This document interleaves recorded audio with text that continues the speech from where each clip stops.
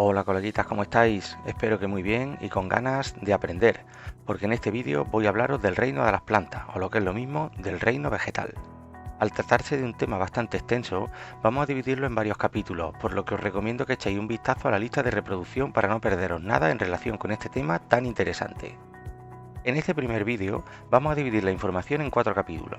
En el primero de ellos trataremos las características generales de este reino. A continuación, pasaremos a ver una pequeña clasificación de los principales grupos de plantas que existen. Continuaremos estudiando las principales adaptaciones que han llegado a desarrollar las plantas para sobrevivir a casi cualquier condición ambiental. Y concluiremos el vídeo haciendo un pequeño repaso de los principales usos que el hombre da a las plantas. En lo que se refiere a las características generales de las plantas, vamos a destacar las 4 más importantes. Todos los seres vivos de este reino se caracterizan por ser pluricelulares, eucariotas de tipo vegetal, autótrofos y suficientemente desarrollados como para crear tejido, es decir, son organismos tisulares. Pasemos ahora a ver cada una de estas características con un poquito más de detalle. Como ya hemos dicho, todas las plantas son pluricelulares. Como ya sabrá, esto significa que todas las plantas son organismos constituidos por más de una célula. De hecho, en la mayoría de ocasiones se trata de organismos formados por millones de células pegadas la una a la otra. Como puedes ver en la imagen, las diferentes células de la planta se encuentran en contacto las unas con las otras a través de sus paredes celulares. Por otro lado, cuando hablamos de plantas nos estamos refiriendo a organismos formados por células eucariotas de tipo vegetal. Pero, ¿qué significa esto realmente? Básicamente nos estamos refiriendo a que estas células presentan una serie de características que las diferencian de las células de otros reinos. En primer lugar, al tratarse de células eucariotas, presentan núcleo, dentro del cual vamos a encontrar el material genético perfectamente protegido. Este material genético va a ser ADN y contendrá la información genética que regula todos los aspectos importantes del funcionamiento celular. Otra característica distintiva es la presencia de pared celular, que es una gruesa cubierta exterior que rodea y delimita a la célula. Es responsable de la forma y protege a la célula. En este caso se trata de una estructura hecha principalmente de celulosa. Por debajo de esta pared nos encontramos con la membrana plasmática, una estructura que presentan absolutamente todas las células que existen. Esta membrana es similar a la de cualquier otra célula y está formada principalmente por moléculas de grasa, aunque presenta también otras macromoléculas como proteínas o incluso glúcidos. Esta membrana, como ya sabes, se encarga de delimitar a la célula, separando el interior del exterior y regulando el intercambio de sustancias entre ambos medios, el interno y el externo. Vamos, que regula todo lo que entra y sale de la célula. Como cualquier otra célula, el interior de esta está rellena de un fluido acuoso llamado citoplasma, en el que hay multitud de orgánulos en suspensión. Entre ellos destacan las mitocondrias, responsables de proporcionar energía a la célula mediante el proceso de la respiración celular. Sin embargo, entre los orgánulos más especiales de las células vegetales destacan, por un lado, las vacuolas, que en este caso son muy poco numerosas, aunque de gran tamaño, tanto que en la mayoría de ocasiones llegan a desplazar al núcleo situándolo en una posición lateral pegado a la membrana, en lugar de ocupar una posición central como suele ocurrir en las células animales. De entre todos los orgánulos de la célula vegetal, el que más destaca es el cloroplasto, ya que se trata de un orgánulo exclusivo de los organismos fotosintéticos. Este orgánulo le permite a la planta poder aprovechar la energía del sol y convertirla en energía química, o lo que es lo mismo, permite que la planta convierta la materia inorgánica que toma del suelo a través de las raíces en materia orgánica, que terminará convirtiéndose en los nutrientes, no solo de la propia planta, sino de cualquier otro ser vivo del ecosistema. Continuando con las características generales de estos seres vivos, hay que mencionar que se trata de organismos autótrofos, es decir, con la capacidad de crear su propia materia orgánica, o como hemos dicho antes, sus propios nutrientes mediante el proceso de la fotosíntesis, utilizando para ello los cloroplastos, que le permiten aprovechar la energía del sol.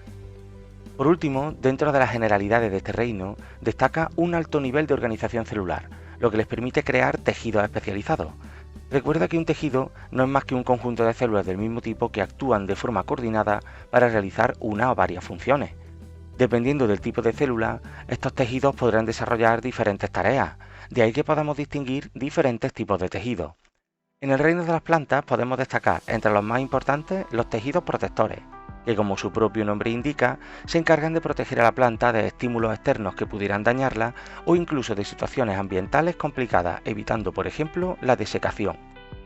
Destaca también el tejido de sostén, encargado de mantener a la planta erguida, lo que por ejemplo le va a permitir alcanzar cierta altura para poder acceder a los rayos del sol. Encontramos también el tejido conductor, encargado de construir una serie de pequeños tubitos que discurren por el interior de la planta y que a modo de aparato circulatorio le van a permitir el transporte de sustancias de una parte de la planta a otra. Como veremos más adelante, estas sustancias formarán lo que conocemos como savia bruta y savia elaborada.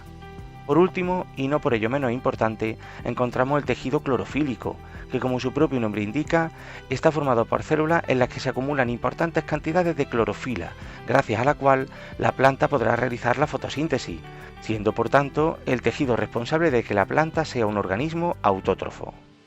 Pasemos ahora a la clasificación del reino de las plantas. Primeramente vamos a clasificar a las plantas en dos grandes grupos. Por un lado están las que no tienen ni flores ni semillas y por otro las que tienen tanto flores como semillas. Estas estructuras influirán de forma importante en el proceso de reproducción. Dentro del grupo de plantas sin flores ni semillas encontramos tres categorías. Por un lado nos encontramos con plantas muy poco desarrolladas que no tienen vasos conductores, como son las hepáticas. En segundo lugar, encontraremos a los musgos, que aunque tienen vasos conductores los tienen muy poco desarrollados. Por último, dentro de esta categoría de plantas sin flores ni semillas, nos encontramos con los helechos, plantas que ya presentan vasos conductores perfectamente desarrollados. A la hora de identificar a estas plantas, agrupamos a las hepáticas y a los musgos en la categoría de las briófitas, mientras que los helechos forman por ellos mismos la categoría de las pteridofitas. Pasamos ahora al grupo de plantas con flores y semillas. En este grupo, todas las plantas tienen vasos conductores, aunque las vamos a clasificar teniendo en cuenta si tienen o no tienen fruto. Las que no tienen fruto pertenecen a la categoría de las gimnospermas, como por ejemplo el pino. Por su parte, las que tienen fruto constituyen la categoría de las angiospermas, donde encontrará cualquier árbol frutal que recuerde, como por ejemplo un manzano, un naranjo o un peral. El grupo formado por las gimnospermas y las angiospermas reciben el nombre de espermatofitas y constituyen la categoría de plantas más evolucionada que existe en nuestro planeta. Resumiendo pues, las hepáticas son plantas que no tienen ni vasos conductores, ni flores, ni semillas, ni frutos. Los musgos ya tienen vasos conductores, aunque los tienen muy poco desarrollados. Por su parte, los helechos, aunque tienen vasos conductores desarrollados, siguen sin tener ni flores, ni semillas, ni frutos.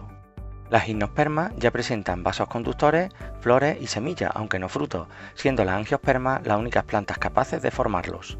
Pasemos ahora a hablar de las adaptaciones de las plantas, aunque antes debes tener claro qué es una adaptación.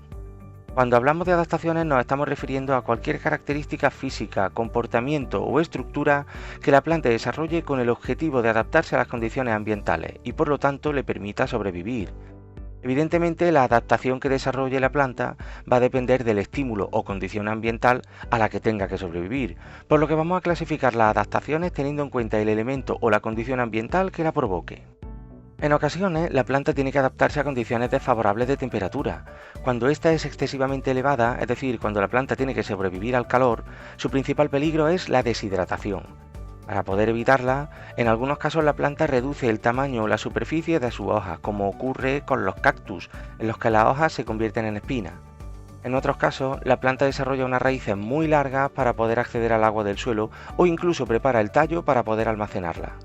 Otras especies, como por ejemplo la encina, recubren sus hojas con unas ceras especiales que impiden que el agua se pierda por transpiración. Otras adaptaciones están pensadas para que la planta sobreviva a temperaturas demasiado bajas. Cuando la planta intenta sobrevivir al frío, su principal objetivo es reducir la cantidad de energía que necesita para sobrevivir. Para ello, en algunas especies, la planta pierde su hoja, de manera que reduce el gasto energético al tener menos células que alimentar. En todos los casos, la planta necesita luz para sobrevivir, ya que la utiliza para realizar la fotosíntesis. Por este motivo, algunas especies desarrollan adaptaciones que les permiten captar mejor la energía luminosa, como por ejemplo desarrollarse sobre otras plantas de gran altura, tal y como ocurre con algunas especies de helechos. A estos organismos que se desarrollan sobre otros se les llama especies epífitas. En otros casos, la planta desarrolla hojas de gran tamaño para ser más eficiente a la hora de aprovechar la energía solar. El medio acuático también provoca que algunas especies de plantas tengan que adaptarse para sobrevivir. Tal es el caso, por ejemplo, de los lirios, que desarrollan hojas planas con gran superficie para poder flotar y no tener que captar la luz bajo el agua. En estos casos, los estomas, que son esos pequeños orificios con los que las plantas realizan el intercambio gaseoso con la atmósfera, se encuentran en el haz de las hojas, es decir, en la cara superior, al contrario de lo que ocurre con las plantas terrestres, en las que los estomas se encuentran en el envés o cara inferior, para evitar así una pérdida excesiva de humedad. Por último, la relación de las plantas con los seres vivos también va a provocar que desarrollen ciertas adaptaciones. Por ejemplo, en el caso de las angiospermas, la planta desarrolla flores vistosas para atraer a los animales y servirse de ellos en el proceso de la polinización. En algunos casos, la compenetración entre la planta y el animal llega a tal nivel que las flores pueden presentar una forma totalmente compatible con la del cuerpo del animal. Para concluir el vídeo, vamos a repasar algunos de los principales usos que los humanos damos a las plantas. Por un lado, ya sabrás que muchas plantas forman parte de nuestra alimentación. Constituyen una importantísima fuente de nutrientes, fundamentalmente agua, vitaminas o sales minerales. Un claro ejemplo podrían ser las ensaladas con las que deberías acompañar todos tus almuerzos. También es importante el uso ornamental que damos a muchas plantas. En este caso las utilizamos con finalidad decorativa, tanto a nivel doméstico como en lo referente a parques o jardines. Muy importante también el uso medicinal que damos a algunas especies. En muchos casos obtenemos de las plantas ciertas sustancias que nos ayudan a prevenir y curar enfermedades, como por ejemplo en el caso de la aloe vera. Las utilizamos también como recurso forestal, por ejemplo la madera de los árboles que utilizamos para la construcción de muebles o la celulosa que empleamos en la fabricación de papel. Algunas especies son también utilizadas para la obtención de diferentes tipos de tejidos. Por último, no debemos olvidar el papel medioambiental que cumplen las plantas. No solo actúan como productores de materia orgánica en todos los ecosistemas, sino que nos proporcionan el oxígeno que necesitamos para mantenernos con vida. De ahí la gran importancia de mantener y respetar nuestros bosques, que no son otra cosa que los pulmones del planeta. ¿Y qué? ¿Ya te has dado cuenta de lo importante que son las plantas en nuestra vida? Pues espero que con este vídeo te haya ayudado a que lo pienses. Y hasta aquí este primer capítulo sobre el reino vegetal. Ya sabes, si te ha gustado, no olvides darle un like y suscribirte si aún no lo has hecho. Pulsa la campanita y podrás enterarte de los vídeos que voy subiendo al canal. Nos vemos en el próximo. Un saludo. ¡Chao!